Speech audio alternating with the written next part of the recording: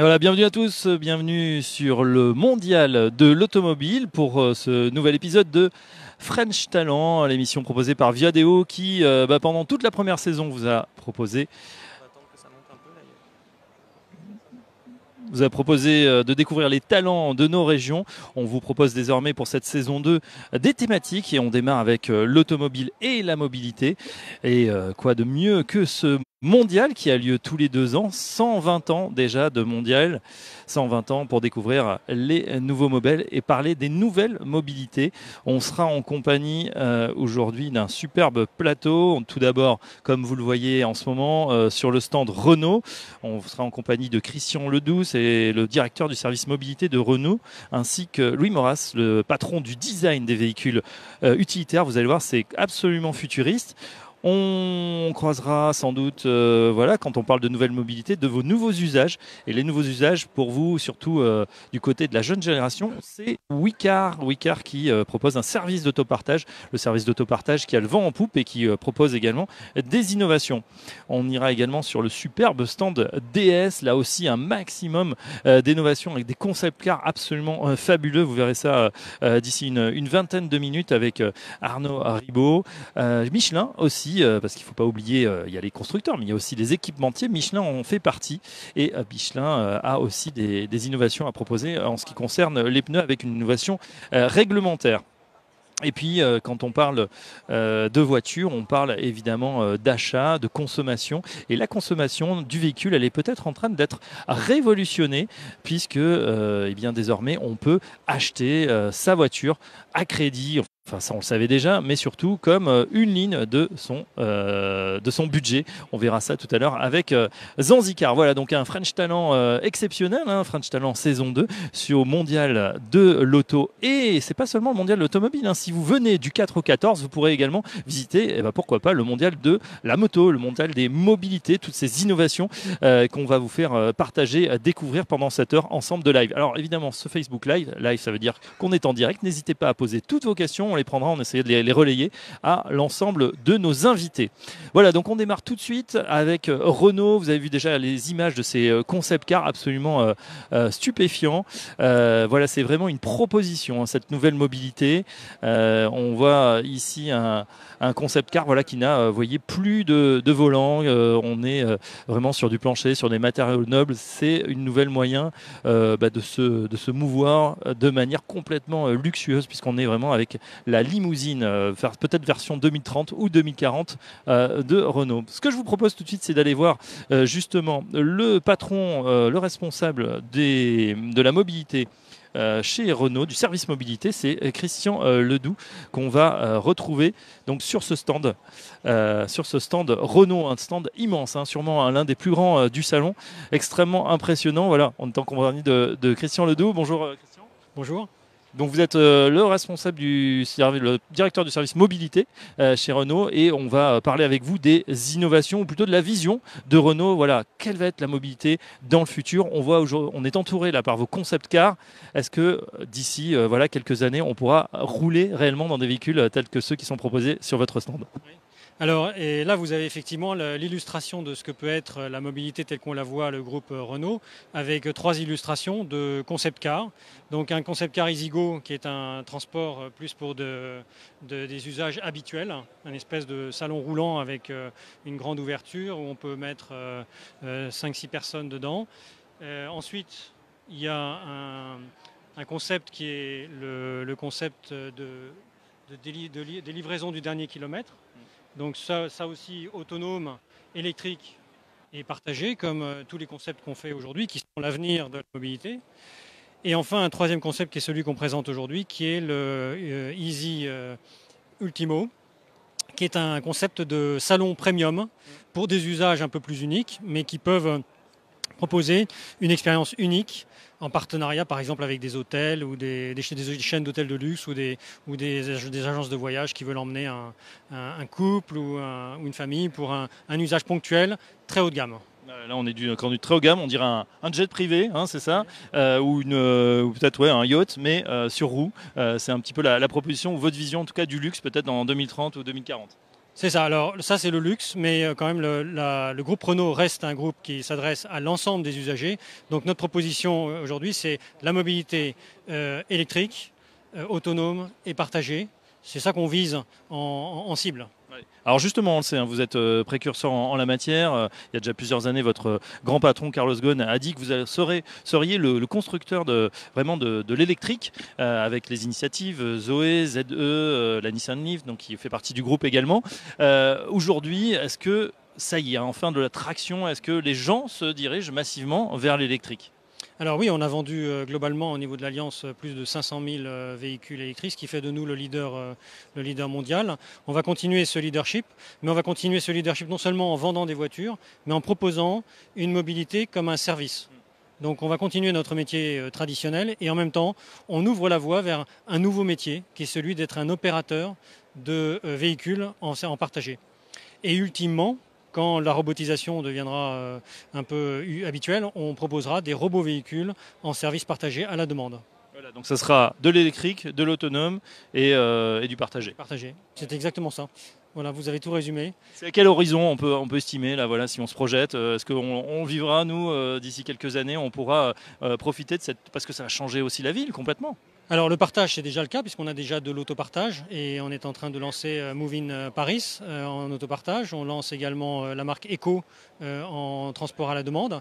Et donc ça existe déjà avec des conducteurs. Avec des solutions robotisées, on s'est engagé à être un opérateur de robots service à la demande à l'horizon 2022. Donc il y aura des premières flottes à l'horizon 2022 proposées par le groupe Renault. La première flotte 2022. On vous connaît aussi pour des innovations. Alors des choses, on ne sait pas si ça marche très bien. On en voit encore peu à Paris. C'est tout ce qui est concept car, les Twizy par exemple, cette petite voiture entre la... Comment dire, la moto, le deux roues, hein, qui est aussi petite qu'un deux roues et puis qui est quand même sur quatre roues. Est-ce que voilà, ça continue? C'est une expérience que vous allez prolonger? Alors c'est une expérience qui est encore commercialisée. Là, ce véhicule est tout à fait adapté pour certains besoins. Et donc vous voyez dans la panoplie de véhicules qu'on a, on a du petit véhicule jusqu'à des véhicules comme la Zoé par exemple, qui offrent qui répondent à des usages complémentaires. Et si on imagine ce dont la ville a besoin demain, c'est du transport qui mélange la marche, qui mélange les transports doux comme la trottinette, le vélo, mais également les voitures avec Move-in Paris. Et entre le vélo et la voiture type Zoé, vous avez des voitures de ce type-là, 2 places, très légères, très faciles à garer et qui ont l'autonomie largement suffisante pour faire les trajets habituels dans une ville. Move-in Paris, c'est le nouveau nom d'Autolib? Non, c'est le nom de l'autopartage de Renault que nous lançons en partenariat avec ADA. À partir de donc l'application a été ouverte en septembre et les voitures seront dans la rue en octobre. Alors, et souvent un sujet qui revient quand on parle d'électrique, c'est évidemment l'autonomie. On parle de 250, 300, 400 km. On voit que ça augmente régulièrement. Mais voilà, si j'ai envie de faire un aller-retour, aller Paris et Deauville dans le week-end, est-ce que c'est possible? Alors ça va le devenir, ça l'est déjà en fait avec des Zoé avec 400 km, mais on va effectivement, comme vous le dites, on travaille pour étendre l'autonomie. Aujourd'hui on couvre déjà l'essentiel des besoins, les trajets longs sont assez rares, 80% des besoins sont en dessous, sont tout à fait dans l'autonomie, et donc on travaille à étendre l'autonomie, mais enfin on a largement de quoi faire déjà avec les solutions qu'on a pour répondre à énormément de besoins des usagers et des villes, car on s'adresse également aux villes et on veut leur fournir les solutions qui permettent d'être moins polluants, d'être plus efficaces en gestion de trafic parce qu'on partage et d'être plus respectueux de la sécurité parce qu'on sera autonome et qu'il y a 94% des accidents qui sont dus à des erreurs humaines qu'on peut éliminer grâce à ça. Voilà, donc autonomie, électrification, connectivité, hein, voilà les maîtres d'or en tout cas pour le constructeur Renault et sa gamme qui a le vent en poupe. Merci Christian Ledoux. On va continuer avec un de vos collègues qui s'occupe des véhicules justement utilitaires. C'est le patron du design. On vous souhaite un bon salon en tout cas et bon courage parce qu'on fera pour cette quinzaine. Merci beaucoup, à très bientôt. Voilà, on se dirige vers peut-être un des véhicules du futur qu'on verra aussi. Est-ce que ce sera la nouvelle camionnette du futur? On va poser la question à Louis Moras, le responsable du design chez Renault. Bonjour Louis. Bonjour. Donc responsable du design des véhicules utilitaires. Alors ce sont ces drôles de véhicules. C'est vrai qu'on a l'impression qu'ils sont tout droit sortis d'un film de Spielberg, d'un film très futuriste. De science-fiction, oui, tout à fait. Oui, ben, c'est notre étude prospective, la gestion du dernier kilomètre, avec nos centres-villes qui sont de plus en plus engorgés, pollués. On sait bien qu'on va de moins en moins pouvoir entrer dans les centres-villes avec des véhicules utilitaires. Donc là, notre réponse, à partir de hubs qui sont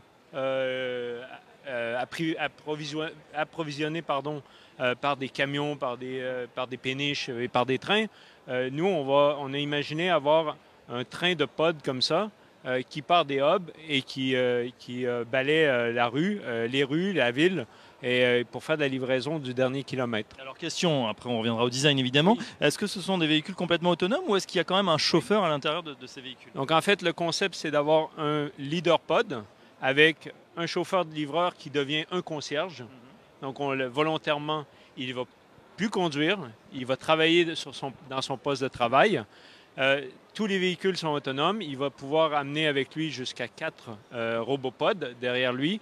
Donc, les robopods, ils sont tous autonomes, ils sont tous reliés entre eux et ils sont tous connectés à la ville.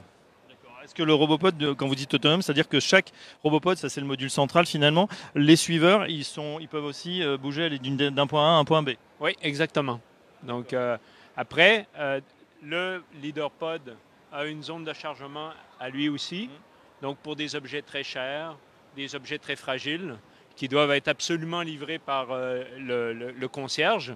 Sur les pods suiveurs, on a imaginé du business to business, du business to customer. Donc là, on a un exemple de café roulant. Donc l'idée, c'est, vous êtes cafetier, c'est moi qui vous amène en tant que concierge votre pod sur votre lieu de travail et vous venez travailler à vélo.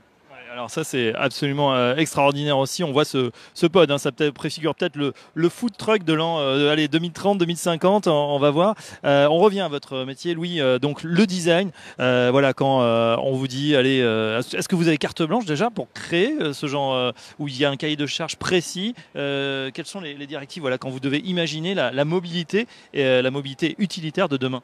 Évidemment. Donc, avec les 3 concept cars cette année, il y avait une vraie volonté d'avoir une réponse cohérente pour les 3 concepts sur l'urban mobility. Évidemment, sur le concept Easy Pro, on doit avoir une dimension qui nous permet d'amener du matériel. Donc, les pods sont à peu près de 12 mètres cubes. Ils sont la grosseur d'un master de base. En termes de style, on est sur un objet qui veut bien s'intégrer à la ville nouvelle, qui ne va pas créer un statement dans la ville. Donc quelque chose de vraiment très simple au niveau du style, très architectural. Une peinture qui reflète l'environnement. Donc l'idée, c'est vraiment de se fondre au plus possible à la ville. Dans la ville qui évolue, qui sera souvent aussi très connectée, avec des véhicules autonomes, avec bien sûr un zéro émission. C'est aussi l'enjeu pour les prochaines années. Électrique, autonome et connecté. Électrique, autonome, connecté. Voilà, on en sait un petit peu plus sur cette gamme de véhicules Renault et bien sûr ces concept cars, hein, on espère en tout cas qu'ils vont un jour, ils sont extrêmement réussis. On vous félicite Louis Moraz, bravo. Merci beaucoup. On continue notre tour, merci beaucoup, bon salon. On continue notre tour, on va maintenant aller découvrir d'autres constructeurs, mais auparavant, on va poser la question, je l'aperçois d'ici, aux nouvelles pratiques qui se font jour, notamment dans les villes, avec l'autopartage. Quand on parle d'autopartage, eh bien, on s'adresse à un des patrons, si j'arrive à sortir.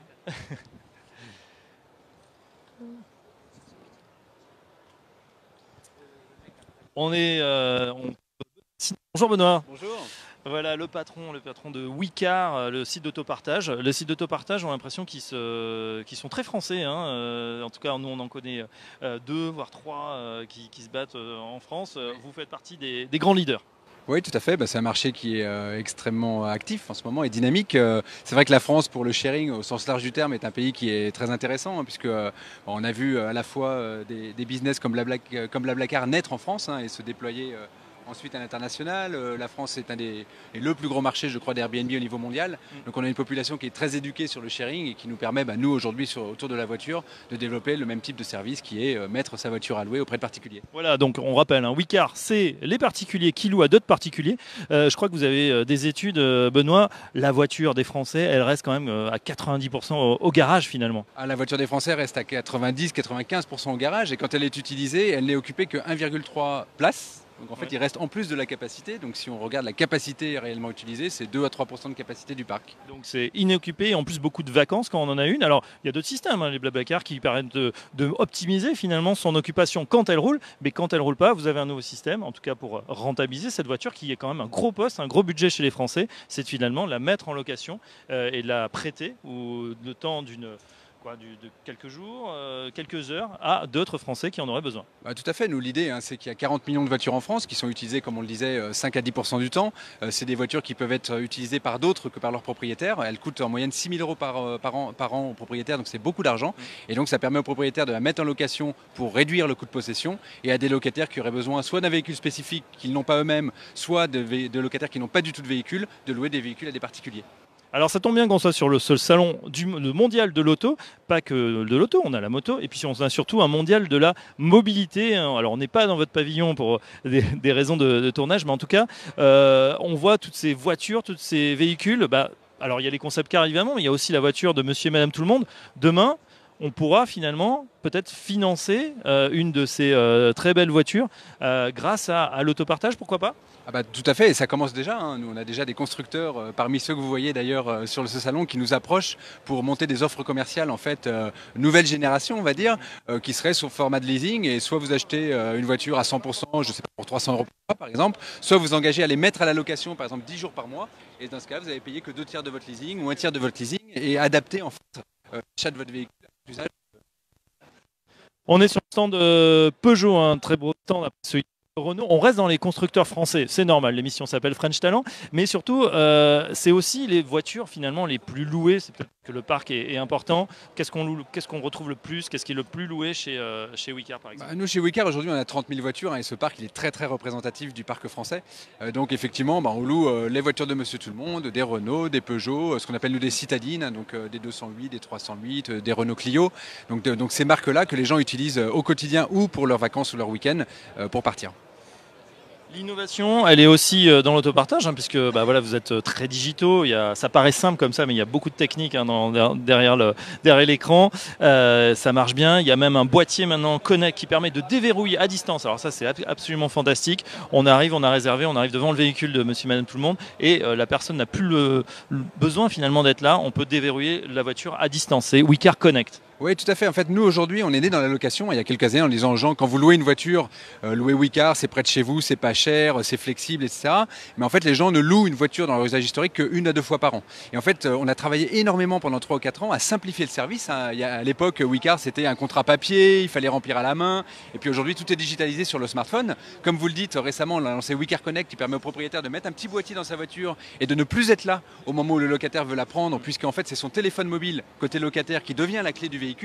L'idée et la vision et l'objectif, c'est en fait de rendre ce service tellement simple que les gens ne vont plus seulement l'utiliser pour louer de manière historique, mais pour la mobilité du quotidien, que ce soit pour aller en réunion, que ce soit un samedi pour aller voir ses beaux-parents, et donc d'utiliser des services comme les nôtres pour une mobilité quotidienne. Voilà, et un sharing évidemment qui aussi réduit finalement le coût, non seulement le coût, mais aussi peut-être l'empreinte sur la planète, etc. Parce qu'un véhicule partagé finalement, c'est peut-être mieux aussi que voilà, d'avoir une multiplication de véhicules qui polluent. Tout à fait. Enfin, nos services, nous, ils vont vers de l'efficience. C'est-à-dire de dire, il y a un parc qui est extrêmement disponible, utilisons-le pour mieux consommer, on va dire, mieux consommer du véhicule. En plus, vous avez effectivement ces effets de remplacement de véhicules. Nous, on a des propriétaires qui ont parfois des voitures assez vieilles, 5, 6, 7, 8 ans d'âge, qui hésitent à la remplacer parce que ça coûte cher, et puis qui tout d'un coup, avec des services comme les nôtres, se décident à les remplacer parce qu'ils vont la financer en partie comme ça, et du coup, ils les remplacent par des véhicules récentes. Alors, ça peut être des véhicules récentes à essence ou diesel, donc qui sont 2, 3, 4 fois moins polluantes que les véhicules il y a 5-6 ans, mais ça peut aussi être des véhicules hybrides, voire des véhicules électriques. Donc on va vers un renouvellement de la flotte, vers des véhicules moins polluants. Voilà. Alors, quand on a parlé des boîtiers connectés, on sent déjà que vous êtes une boîte extrêmement innovante, dynamique. Qu'est-ce qu'on va faire ensuite, qui va être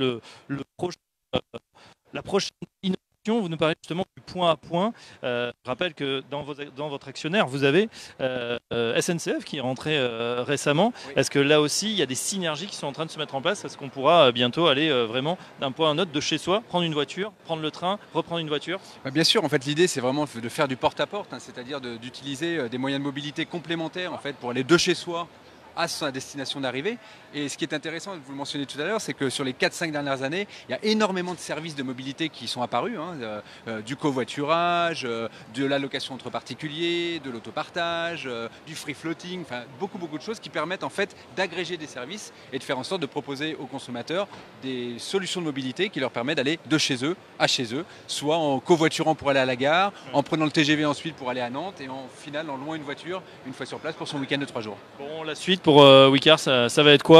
La suite, c'est de continuer à augmenter l'empreinte géographique en fait, de notre offre, puisqu'aujourd'hui on n'a que 30 000 véhicules. Alors c'est déjà beaucoup, c'est à peu près la que 30 000 véhicules, c'est marrant, c'est un peu comme Airbnb qui n'a pas d'hôtel. Vous, Wicar, voilà, c'est une société qui loue de la voiture, qui n'en possède aucune, mais il y a quand même à disposition 30 000 véhicules aujourd'hui. C'est presque un lapsus révélateur sur notre vision, c'est-à-dire que 30 000 véhicules, c'est la taille d'une flotte de loire traditionnelle, mais en fait il y a 40 millions de voitures en France. Donc si on prend 1% du parc, c'est 400 000 véhicules. Donc si on prend un quart de pourcent, c'est déjà 100 000 véhicules. 100 000 véhicules, c'est 3 fois la taille de Wicar d'aujourd'hui, 3 fois la taille de n'importe quelle flotte de loire traditionnelle, et ça nous permet surtout d'avoir des véhicules absolument partout dans les rues. Vous pouvez imaginer demain un service en fait où vous descendez de votre salle de réunion, vous prenez votre mobile, en réalité augmentée, vous regardez les véhicules qui sont alloués dans la rue, vous louez en instantané, elles sont connectées, donc en fait vous pouvez les ouvrir avec votre téléphone et puis vous partez directement. Voilà, ça a l'air passionnant, et là pour le coup on n'est pas dans le concept car, c'est déjà la réalité. Ça s'appelle Wicar Connect, et évidemment vous pouvez vous inscrire sur Wicar, c'est gratuit, et puis tester le système, pourquoi pas pour vos prochains week-ends, ou si vous êtes propriétaire, pourquoi pas pour rentabiliser un petit peu votre véhicule. Benoît Sinault, merci. Merci à vous. Je vous souhaite un bon salon à retrouver si vous voulez voir Benoît ou ses équipes au pavillon de la mobilité, donc à partir de jeudi, l'ouverture de salon, pavillon 2.2, le pavillon de la mobilité. Merci à très bientôt. Allez, on continue notre tour. On va se rendre sur le stand de Citroën. Alors, on était à Peugeot Citroën DS. C'est vrai que le stand est extrêmement grand. Vous en avez un aperçu. Les concepts, les nouveaux modèles, ils sont tous là. Et bien sûr, n'hésitez pas à venir. Le lieu, on l'a pas précisé, porte de Versailles à Paris. Ça va durer une quinzaine de jours, ou plutôt une dizaine de jours. Du 4 au 14 octobre. Ça a été un petit peu raccourci. Alors, un salon, vous verrez peut-être où certains constructeurs sont absents. C'est vrai, la presse s'en est fait écho. Et il faut dire que c'était le plus grand salon, et c'est toujours le plus grand salon. On attend 1 million de visiteurs durant ces 10 jours. Et puis il y aura aussi bien sûr des gens qui viendront spécialement pour la moto. Mais certains constructeurs ne sont pas venus. Malheureusement, c'est vrai que maintenant, il y a énormément de salons dans le monde. Et puis, la planète voiture qui se déplace de plus en plus vers l'Asie. Et du coup, il doit faire des choix. On voit actuellement le nouveau concept car de Peugeot qui préfigure, ça vous rappelle peut-être l'ancienne 504, entre une 504 et une Mustang. Voilà pour ce concept car de Peugeot tout à fait réussi. Dans le même groupe, on va aller voir, on se dirige vers le très très beau stand de DS, la griffe un peu luxe carrément de Citroën, et on va aller découvrir un concept car là aussi absolument extraordinaire. On va nous en parler, voyons si la personne est là.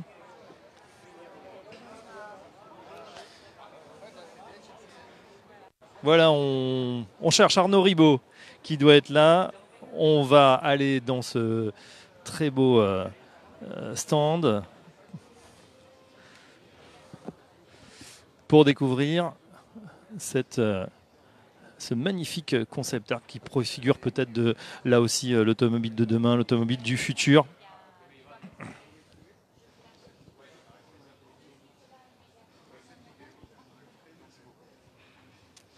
Voilà Arnaud Ribaud, bonjour. Bonjour Arnaud Ribaud. Voilà, on est en direct avec vous sur Viadeo French Talent et on est ravis de venir sur ce stand qu'on a découvert ce matin assez médusé. Alors expliquez-nous qu'est-ce qu'on voit, quel est ce concept car absolument fabuleux baptisé DSX, c'est bien ça? DSX E-Tense, absolument. E-Tense, c'est pour la gamme électrique, c'est ça, de DS, puisque l'ensemble des modèles vont être électrifiés. l'ensemble des modèles de la gamme e-Tense électrifiés, c'est-à-dire soit plug-in hybrid, soit électrique, s'appelle e-Tense. E-Tense, ça vient du premier Dream Car que nous avions fait en 2016. Et derrière moi, vous avez le second. Alors, on appelle ça un Dream Car parce que ce n'est pas un concept car, puisque cette voiture roule. C'est un vrai véhicule. Elle est propulsée par le moteur de notre Formula électrique, avec la boîte de vitesse de la Formula électrique. Et qu'est-ce que c'est? C'est notre vision chez DS du luxe automobile en 2035. Ouais, 2035, bon, ça nous laisse un petit peu de temps, sachant que ça va être compliqué quand même, hein, déjà pour conduire ce véhicule. Si vous avez mis un moteur de e-Formule 1, je crois que ça avoisine les 1000 chevaux. Alors, en 2035, ça avoisinera les 1000 chevaux. Ouais. Aujourd'hui, on est plutôt à 280 chevaux. Mais on a dit en 2035, on aura la capacité d'être à 1000 chevaux. Je ne sais pas si on conduira mieux, mais en tout cas, la voiture peut se piloter. Alors, elle est toute autonome ou on peut quand même la conduire? C'est ça la magie de ce véhicule qui est en deux parties. Alors, absolument. Donc, on voit à gauche la partie monoplace. C'est la partie plaisir de conduire, la partie puissance, accélération, performance. Et on a créé cette voiture asymétrique parce qu'elle sait associer le plaisir de conduire au grand tourisme, à l'art du voyage. Partie droite, comme on le voit, on a un véritable cocon, qui est un cocon très confortable, dans lequel on retrouve une machine à café, dans lequel on a le son focal dans l'habitacle. Évidemment, les informations sont projetées sur le plafond. On peut refermer notre cocon et à ce moment-là, on est en conduite autonome et on n'a pas besoin de pilote. Donc, c'est l'association du raffinement, de la technologie, du plaisir de conduire et du grand confort et de l'art de voyager. Bon, comme tous les concept cars, évidemment, il y aura peut-être des versions un peu plus standards, on va dire. En tout cas, le mondial cette année, c'est celui de l'électrique. Hein. On le voit sur tous les constructeurs. Ça y est, la gamme, on a l'impression qu'après peut-être le Dieselgate, après une prise de conscience peut-être aussi écologique, on bascule massivement maintenant vers l'électrique. Alors effectivement, d'ailleurs chez DS Automobile, à partir de DS7 Crossback, la nouvelle génération de véhicules DS sont tous électrifiés. Alors on va aller les voir justement, si ça ne vous dérange pas, on peut sortir. On va aller voir la nouvelle, alors la DS Crossback qu'on a découvert il y a quelques mois, et puis son petit frère, la DS3, là aussi, il y aura des motorisations thermiques, mais aussi électriques. Alors nous avons ici DS3 Crossback e-Tense dans sa version full électrique.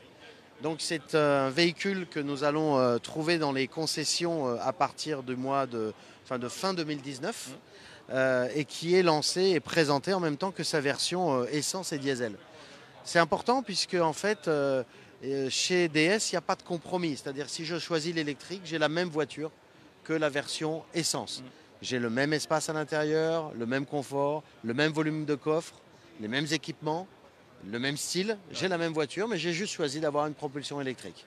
Est-ce que c'est pas contradictoire d'avoir justement dans une gamme le e-Tense, donc tout électrique, et puis celui qu'on va qualifier du vieux diesel, ou vous pensez que ça va mettre du temps justement à basculer? Je pense que ça dépend de l'utilisation que vont avoir nos clients. Et on aura une bascule qui va prendre un peu de temps. Nous, on pense chez DS qu'en 2025, on vendra 35% de nos voitures à travers le monde qui seront électrifiées, soit électriques, soit hybrides. Par contre, à partir de 2025, nos nouvelles voitures seront exclusivement hybrides électriques. Voilà, donc une voiture sur 3 à partir de 2025 et une production qui va rapidement effectivement basculer sur l'électrique. Les autres innovations, Christophe, qu'on peut voir. Alors on peut voir une innovation majeure en termes de style et de praticité. On a ici les poignées affleurantes. Donc on voit un système de poignées qui se déclenche à mon arrivée à 1,50 m de la voiture quand j'ai les clés sur moi. Ouais. Donc là ici on est en mode démonstration manuelle. Mais donc j'arrive à 1,50 m et hop, la voiture détecte ma présence, elle ouvre les poignées des 4 portes. Et quand je redémarre au-dessus de 3 km/h, les poignées se referment. Et plus que ça, on a aussi le démarrage par smartphone. Donc j'utilise l'application MyDS. J'ai plus besoin des clés. Je viens avec mon smartphone et ça me procure les mêmes services pour ouvrir la voiture ou la démarrer. Mais je peux aller encore plus loin. C'est comme j'ai l'accès par smartphone et démarrage smartphone, je peux vous déléguer l'utilisation de ma voiture. C'est-à-dire que je peux déléguer. Prêter à distance la voiture ? Je peux prêter à distance ma voiture et je peux le faire jusqu'à 5 personnes. Et on veut encore faire mieux. je peux encore faire plus, c'est que je peux éventuellement aussi déléguer uniquement l'ouverture de mon coffre. Par exemple, à mon fleuriste à qui j'ai commandé des fleurs, il vient les déposer dans mon coffre. On n'ouvre que le coffre. On voit aussi évidemment la planche de bord qui est absolument fabuleuse. Donc on est habitué à l'avoir dans les concept cars. Et là, c'est quelque chose qui est complètement futuriste là aussi. Et c'est vrai que c'est très réussi avec la griffe DS. Alors là, effectivement, on passe du concept car à la réalité. Donc vous voyez le grand écran central. Vous voyez aussi la tablette numérique située derrière le volant qui permet de piloter la voiture. Vous voyez aussi l'association entre la technologie et le raffinement, puisqu'on voit un intérieur Rivoli avec un cuir spécifique, des coutures spécifiques DS, cet aspect molletonné qui fait plutôt référence au monde du luxe qu'à un monde traditionnel automobile. Donc on est dans l'association du raffinement et de la technologie chez DS. Voilà, DS, donc le DS3 Crossback, le petit frère du DS7 qui était déjà très réussi, qui va peut-être marcher sur les plates-bandes des premiums allemandes et en plus en tout électrique. Voilà, on a fait le tour. On aura d'autres choses pendant cette quinzaine, Christophe, ce salon. Arnaud 2018. Je vous en prie. Alors oui, parce que nous présentons aussi dans notre stratégie d'électrification notre nouvelle voiture de compétition qui est une Formule I qui va faire le championnat du monde de Formule I. On peut aller la voir. Et d'ailleurs, elle est bien évidemment située au centre de l'écran DS puisque c'est elle qui électrifie le reste de la gamme. DS, nouvelle marque créée en 2015. Et quand on a créé la marque, on est entré immédiatement en compétition en Formule 1 électrique. Et donc, depuis la 2e saison de Formule 1 électrique, on participe au championnat. On entre là dans la 5e saison avec des voitures, pour vous donner une idée, qui font 250 kW, c'est-à-dire 338 chevaux, et qui ont assez de batterie pour faire 45 minutes de course maintenant avec une seule batterie. Alors que la saison précédente, on devait changer de voiture au milieu de la course. Donc vous voyez à quelle vitesse la technologie évolue. Tiens, à propos de consommation, on revient parce qu'on a une question, puisqu'on est en live, sur justement la consommation de la DS3 Crossback. Alors, DS3 Crossback en version électrique ? Toutes, finalement. Alors, vous avez arrivé, parce qu'en électrique, c'est une chose, mais il faut recharger. Ouais. Je pense que la question porte non seulement sur l'électrique, mais aussi, est-ce que vous avez fait des améliorations par rapport à une voiture, on va dire, de 2018 classique ? Absolument. Alors donc déjà en version électrique, DS3 Crossback E-Tense, on peut rouler jusqu'à 320 km avec la nouvelle norme WLTP. Vous savez, c'est important de comprendre cette nouvelle norme qui est beaucoup plus proche de l'utilisation par nos clients. Quand on retrouve nos véhicules qui sont en version essence ou diesel, on démarre à partir de 4 litres au 100, donc on est vraiment dans des véhicules hyper efficients. Puisque nous, on sait utiliser par exemple un moteur 3 cylindres pour développer 130 chevaux. Et là, vous arrivez à des efficacités de consommation qui sont redoutables. On n'a pas parlé, Arnaud, d'autonomie, c'est-à-dire la voiture autonome, on en parle. Est-ce qu'on va lâcher les mains? Est-ce qu'elle va se conduire toute seule? Il y a déjà beaucoup de tests et assez probants, non seulement sur l'autoroute, sur le périphérique. Ouais. Est-ce qu'il y a des capteurs? Est-ce que la voiture de demain va se conduire toute seule? Écoutez, déjà, la voiture d'aujourd'hui, DS3 Crossback, par exemple, est semi-autonome, voiture semi-autonome de niveau 2. Ça veut dire que cette voiture, elle ralentit toute seule, elle s'arrête toute seule et elle redémarre toute seule dans sa file. Et vous la positionnez à l'intérieur de la file, vous choisissez plutôt à gauche, plutôt à droite, plutôt à gauche, pour laisser passer les motards. Et la voiture va suivre la file, le volant tourne tout seul. Donc on est déjà en semi-autonome de niveau 2. Et évidemment, dans quelques années, on atteindra une conduite totalement autonome dans laquelle la voiture prendra la place du conducteur, ce qui n'est pas encore le cas aujourd'hui. Voilà, donc grosse tendance électrique, la connectivité et l'autonomie. Ah oui, absolument, c'est une tendance de fond pour les prochaines années. Et en même temps, comme on vous l'a montré, en 2035, la voiture sera toujours un plaisir. Ah bah ça, on y compte bien. En tout cas, elle est de plus en plus belle, cette voiture, et puis elle fait même le café, donc c'est extraordinaire. Merci beaucoup, Arnaud. On est donc sur le stand DS et on a pu avoir ces nouveaux modèles qu'on vous engage vraiment à venir voir et peut-être à tester dans le futur. Commercialisation, c'est lancé ou pas encore? Ouverture des commandes aujourd'hui pour DS3 Crossback et les premiers clients seront livrés au mois de juin 2019. D'accord, bon, allez, donnez-moi votre commande Chine tout de suite. Très bien. Mais j'espère que j'aurai un petit rabais. Merci, on continue notre tour. Très bon salon, messieurs. Et on continue, voilà, toujours en direct du Mondial de l'Auto. C'était le stand DS et Itans, hein, la haute couture de la voiture. Merci beaucoup. Allez, on continue notre tour. On va aller, parce qu'on parle beaucoup des constructeurs. Mais évidemment, on l'a compris, hein, ces voitures, elles sont bourrées d'électronique et il y a bien sûr les équipementiers qui sont là également. Une voiture, je vous apprends rien, c'est à 4 roues et donc ces roues, on va en parler. On va aller sur le stand de Bibendum de Michelin. On est actuellement sur le stand de Michelin en compagnie de Cyril Roger. Bonjour, monsieur Roger. Bonjour. Michelin qui évidemment doit être présent hein, sur vous équiper en tout cas en pneumatique pratiquement l'ensemble des constructeurs. Et il y a aussi évidemment des innovations. Alors ça peut paraître étrange quand on parle de pneus et pourtant votre nouveau combat, si je veux dire, ou l'innovation, ça va être maintenant l'usure et comment on continue à rouler avec des pneus peut-être usés. Est-ce qu'on peut le faire ? Alors exactement, c'est une question clé qu'on s'est posée, c'est de savoir comment est-ce qu'on pouvait répondre à la question des consommateurs, de savoir s'ils étaient en sécurité sur leurs pneus. Parce qu'aujourd'hui, les pneus ne sont mesurés que lorsqu'ils sont neufs. Tous les tests sont faits dans la presse, dans les journaux, les presses de tests de grading sont faits sur des pneus neufs. Or, dès qu'on commence à rouler avec ces pneus, la performance décroît, en particulier sur route mouillée. Donc comment savoir si on est en sécurité avec une performance qui décroît si le pneu n'est mesuré que lorsqu'il est neuf? Et donc pour ça, on a pris des pneus sur le marché, on les a comparés et on s'est aperçu qu'il y avait des variations très très fortes d'un pneu à l'autre. Et donc on s'est dit, pour assurer la sécurité des consommateurs, il fallait qu'on mesure les pneus, pas lorsqu'ils sont neufs, mais lorsqu'ils sont usés. Ouais, mais alors comment on fait ça pratiquement? Parce que je vais prendre mon exemple. Simplement, c'est vrai qu'on fait confiance à son garagiste, il nous dit ah, vos pneus ils sont moyens, là on les change, qu'est-ce que je vous mets? Est-ce que là on va pouvoir faire son test soi-même?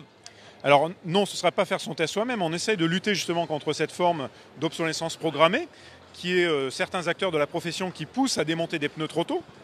Mais en fait, comme on ne peut pas savoir la performance, nous on pousse à ce qu'il y ait un test réglementaire sur les pneus usés sur route mouillée, de façon à garantir un minimum de performance à tout le monde et que tout le monde soit en sécurité. Et donc ça c'est la démarche poussée par le groupe sous le nom Long Lasting Performance ou de la performance dans la durée. La performance dans la durée contre l'obsolescence programmée. Bon, ça va jusqu'ici dans le bon sens. Pratiquement, comment on fait, Roger? Alors en fait, on travaille avec donc, les organismes réglementaires à Bruxelles et à Genève pour avoir en fait en place un seuil d'homologation sur des pneus qui ne soient pas neufs, mais sur des pneus qui sont usés au témoin d'usure, donc à 1,6 mm. Et c'est ça qui nous permettrait de garantir la sécurité de tous les pneus qui sont sur le marché, pas quand ils sont neufs, mais quand ils sont usés. Les décrets, les lois n'est pas encore votées, mais est-ce que ça a des bonnes chances d'aboutir?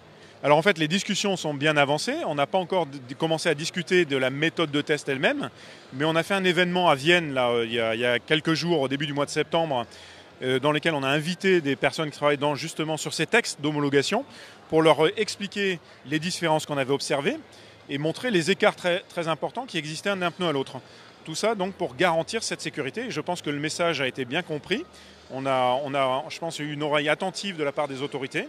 Et maintenant, il nous reste à travailler avec eux pour définir les conditions concrètes d'application en fait. Alors 1,6 mm, c'est pas parlant comme ça, hein. C'est un peu compliqué. Vous avez décidé justement d'offrir aux visiteurs, donc ils vont se presser à partir d'après-demain, un test d'usure personnalisé. On va aller voir la machine. Expliquez-nous comment ça fonctionne. Alors en fait, pour la première fois d'ailleurs sur le stand, on montre des pneus neufs et des pneus usés pour que les gens voient bien comment on peut maintenir un certain nombre de performances sur les pneus usés. Et ensuite ici en cadeau, en fait, on offre aux gens donc une petite carte comme ça, de format type de carte de crédit. Et en fait, cette carte, les gens vont taper un petit message personnalisé. Et ce message personnalisé sera imprimé par le robot qu'on voit derrière nous. Et il sera imprimé à 1,6 mm de profondeur, de façon à bien rappeler le message. Et avec, on leur offre en petit porte-clés un petit appareil qui sert à mesurer la profondeur de sculpture sur vos pneus. Et qui vont permettre aux gens de savoir exactement quand est-ce qu'ils doivent démonter leurs pneus. Donc je le rappelle, 1,6 mm de profondeur. Si vous lancez ce test, ça veut dire que Michelin, sur les tests d'usure, plutôt en avance, on va dire, sur les concurrents? Alors en fait, on essaie de garantir un minimum de performance à tout le monde. Mais bien sûr, étant conscient de ce phénomène de sécurité lorsque les pneus sont usés, on a aussi investi dans des technologies qui nous permettent en plus d'avoir un niveau de performance très supérieur lorsque le pneu arrive au témoin d'usure. Ça permet à tout le monde, utilisateur Michelin, d'utiliser ces pneus en toute sécurité jusqu'au témoin légal d'usure. Voilà, en tout cas, eh bien, on en sait un petit peu plus. Et puis bien sûr, c'est la sécurité qui est en jeu également de l'ensemble des Français. Alors exactement, c'est une démarche long lasting performance ou performance dans la durée qui a comme but la sécurité, mais aussi la mobilité durable, parce que je voudrais dire que derrière, il y a quand même des enjeux énormes, rien qu'en Europe. Si les gens démontaient tous leurs pneus à 1,6 mm au lieu de 3, comme c'est le cas en moyenne en Europe, on économiserait chaque année 128 millions de pneus. 128 millions de pneus. Et aussi un coût pour l'utilisateur de environ 7 milliards d'euros par an. Donc c'est pas rien, c'est un enjeu de sécurité, mais aussi un enjeu environnemental et un coût pour l'utilisateur final. Voilà, donc Michelin a engagé dans le durable, la performance en tout cas durable et peut-être les économies à terme, en tout cas l'obsolescence programmée. Merci à Cyril Roger. Voilà, on en sait un petit peu plus sur Michelin, ses innovations. On vous souhaite en tout cas un excellent salon et une excellente quinzaine de jours. N'oubliez pas donc, faites graver votre carte, je crois que c'est gratuit, sur le stand si vous passez par le stand Michelin. Merci beaucoup. Merci beaucoup. En direct du mondial de l'auto et de la mobilité, ce French Talent, premier numéro de la saison 2 avec cette thématique donc les nouvelles mobilités. On est dans le pavillon 2.2 si vous venez porte de Versailles durant ces 10 jours du 4 au 14 octobre. En avant-première, on va découvrir le stand de Zanzicar. Zanzicar, c'est une nouvelle façon de consommer l'automobile ou du moins de l'acheter et on va en parler avec Marion Parot. Bonjour Marion. Bonjour. Vous êtes donc directrice générale de Zanzicar, une innovation du groupe Parot. Le site a été lancé il y a une année environ. Alors Zanzicar, qu'est-ce que ça fait exactement ? Alors Zanzicar, c'est un site de vente en ligne de véhicules d'occasion. Vous pouvez l'acheter depuis chez vous, comme ici, dans son canapé. On peut acheter une voiture soit comptant, soit en location avec option d'achat. L'idée du positionnement de Zanzicar, c'est de faciliter, je dirais, l'usage de la voiture sans en payer forcément les contraintes et notamment la revente. D'où la location avec option d'achat qui jusqu'à présent était plutôt et essentiellement réservée aux véhicules neufs. L'innovation de Zanzicar, c'est de le proposer sur des véhicules d'occasion et 100% en ligne, c'est-à-dire qu'on peut se faire livrer son véhicule à la maison ou aller le retirer en point retrait Zanzicar, donc chez notre partenaire Noroto ou directement dans les points de retrait Zanzicar. Alors on va approfondir tout ça effectivement. La LOA, la fameuse location avec option d'achat, en quoi ça consiste ? On sait qu'il y a beaucoup de gens qui font attention à leur budget. C'est vrai que l'achat d'un véhicule neuf ou même d'occasion, ça représente une certaine somme. La LOA, on voit que ça se répand en fait. Les gens vont chez leur concessionnaire avec un montant en tête de ce qu'ils vont dépenser par mois. Oui, en effet, aujourd'hui, l'usage porte les gens à consacrer un budget spécifique par mois pour chacun de leurs besoins, que ce soit pour la musique, pour le téléphone. Et la voiture, ça devient exactement la même chose. Le sentiment d'être propriétaire de sa voiture, la dimension statutaire de la propriété est complètement dépassée. Et aujourd'hui, l'acheteur de véhicules d'occasion et l'acheteur de véhicules en général, il a envie de se faire plaisir. Il a envie de consacrer un budget maîtrisé avec tous les avantages et toutes les garanties qu'on peut imaginer sur un véhicule, notamment l'entretien et puis je dirais tout ce qu'un professionnel peut proposer, à savoir l'entretien, les garanties et rouler en toute liberté. Et l'objectif de la location avec option d'achat, c'est de proposer aux particuliers de pouvoir se dire ok, j'ai 120 € par mois, j'ai 200 €, j'ai 300 € par mois consacrés à mon véhicule, je rêve de tel type de véhicule, finalement je peux me l'offrir, je ne me soucie pas de la façon dont va être revendu mon véhicule derrière. Et pour 80% des Français, c'est un souci en fait de se dire comment est-ce que je vais revendre un véhicule qui par définition, la voiture ça se déprécie. Et puis à qui ? Est-ce que je vais pas me faire arnaquer ? Comment ça va se passer ? Vous avez d'ailleurs fait une étude et vous avez le résultat, une étude qui va sortir très prochainement sur le comportement des Français justement lors de la revente. Tout à fait, on a mené une enquête qui confirme un petit peu le positionnement de Zanzicar et le modèle qu'on propose. Et notamment, il y a plus de 70% des Français qui disent qu'acheter de particulier à particulier, c'est pas rassurant et c'est plutôt un moment d'achat qui est pas positif. Et non seulement ils sont pas rassurés à l'idée d'acheter entre particuliers, donc évidemment les professionnels ont tous les bénéfices à reprendre ce marché de l'occasion qui pendant des années a été, et c'est vrai, très très pris de particulier à particulier. Et puis le second point, c'est que 54% des Français aujourd'hui sont prêts à acheter leur véhicule sur Internet. Voilà, 54%, donc plus de la moitié des Français sur Internet. Des conditions, c'est vrai, assez anxiogènes quand on achète de particulier. Et puis aussi, vous tordez le cou à une idée reçue. C'est pas forcément plus cher aujourd'hui d'aller voir finalement un professionnel pour un véhicule d'occasion que d'aller voir des sites comme Le Bon Coin et d'acheter un particulier. Alors oui, parce que finalement, lorsque vous achetez un véhicule en location avec option d'achat, vous ne payez que l'usage. Donc en fait, vous réduisez votre mensualité, puisque la valeur résiduelle donc la valeur résiduelle de votre voiture, c'est-à-dire ce que vaudra votre voiture au terme des mois sur lesquels vous vous engagez, vous n'êtes pas obligé de les acheter, donc vous ne le mettez pas dans votre financement. Et du coup, ça vous permet, sur des mensualités qui sont un peu plus faibles, d'avoir le véhicule dont vous rêviez, dont vous aviez envie, et avec en plus des garanties, l'entretien, etc. Combien on va trouver, là, si on se connecte sur zanzicar.fr, on va trouver combien de véhicules qui sont à disposition ? Alors aujourd'hui, il doit y en avoir à peu près 400 qui sont en ligne aujourd'hui, un peu plus peut-être. Immédiatement disponibles ? Immédiatement disponibles, les véhicules sont en stock, donc ils sont livrables immédiatement. Vous avez 14 jours pour les essayer, si vous n'êtes pas content, vous le rendez. Ouais. C'est comme l'inventaire en ligne classique, on n'est pas content, on voit le paquet finalement.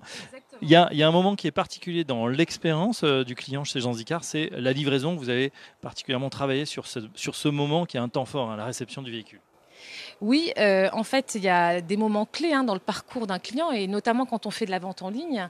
C'est le moment de la vente, évidemment, avec le relationnel client. Alors, chaque client peut acheter directement en ligne. Il peut aussi conclure son achat grâce à nos téléconseillers au téléphone. Et donc, c'est le premier contact qu'on a le contact humain, c'est la relation au téléphone. Et puis, le second, c'est au moment de la livraison. Donc, c'est un moment qui doit rester mémorable avec une expérience positive. On n'est pas sur un parking en train de tester un véhicule à une personne qu'on ne connaît pas, comme de particulier à particulier, on ne sait pas si on est en train de se faire arnaquer. Là, on a toutes les garanties, toutes les assurances. Et le moment de la livraison est un moment clé, soit en livraison à domicile, soit sur un point de retrait. On a des partenaires, et notamment Noroto, évidemment, qui nous permet d'avoir une caution d'un professionnel qui donc va faire une prise en main du véhicule qui sera à la charte et je dirais qui répond au cahier des charges qu'on s'est fixé pour Zanzicar. Et c'est évidemment des moments clés. Et c'est ce qui différencie aussi beaucoup l'expérience particulier à particulier avec l'expérience avec un professionnel. Voilà, pour ceux qui donc souhaitent changer leur véhicule, pourquoi pas tenter ce nouveau mode d'achat Zanzicar. Donc on peut acheter sa voiture maintenant de son canapé. Zanzicar, merci beaucoup Marion, donc directrice générale de avec Zanzicar. plaisir. Une fois de plus, ça se passe porte de Versailles du 4 au 14 octobre. En tout cas, on était ravis de partager cette heure avec vous, cette heure de live. Merci à leblogauto.com. Et puis, rendez-vous très prochainement pour un prochain numéro de French Talent. On s'intéressera à une toute autre thématique au vin. Ça sera en novembre. Très bonne journée à tous et à bientôt.